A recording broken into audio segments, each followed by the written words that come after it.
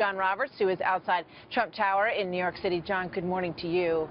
Donald Trump really doubling down on this, continuing to claim that he believes this election, due to a number of factors, is rigged against him.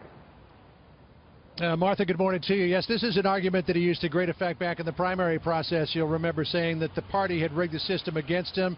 Why was he winning all of these states? And then Ted Cruz was coming up with all the delegates. It's the same case that he made for Bernie Sanders on the Democratic side. But now Donald Trump suggesting the entire system is rigged, including the actual process of casting votes. Tweeting just a few minutes ago, quote, "Of course, there is large-scale voter fraud happening on and before Election Day. Why do Republican leaders deny what is going on? So naive."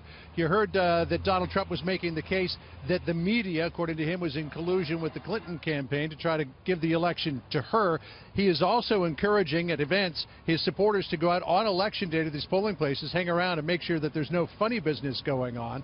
While members of his campaign from the top to the bottom are pushing this idea of the media being in collusion with the Clinton campaign and try to do that very effectively, they are dialing back on this idea that the voting itself is rigged. Listen to what Rudy Giuliani said yesterday. When he talks about a rigged election, he's not talking about the fact that it's going to be rigged at the polls. What he's talking about is that 80 to 85% of the media is against him.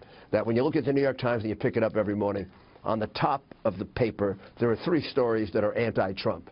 Some of them totally baseless, some of them silly.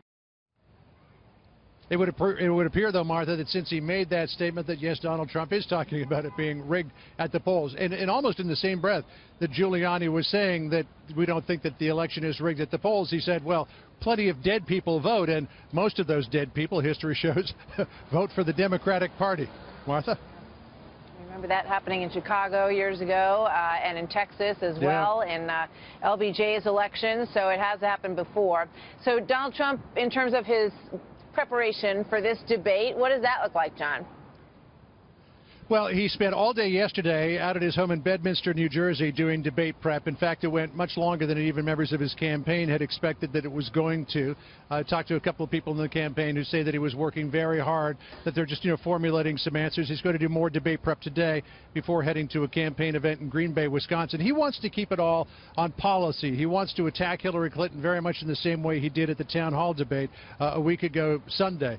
But the problem is he's going to get asked about all of these allegations brought forward by all of these women. He has to have a good answer for that, and apparently he doesn't yet have that answer where he can kind of take that off the table and then get back onto policy. But his running mate, Mike Pence, thinks he's going to go do a good job on Wednesday night. Here's Pence from yesterday.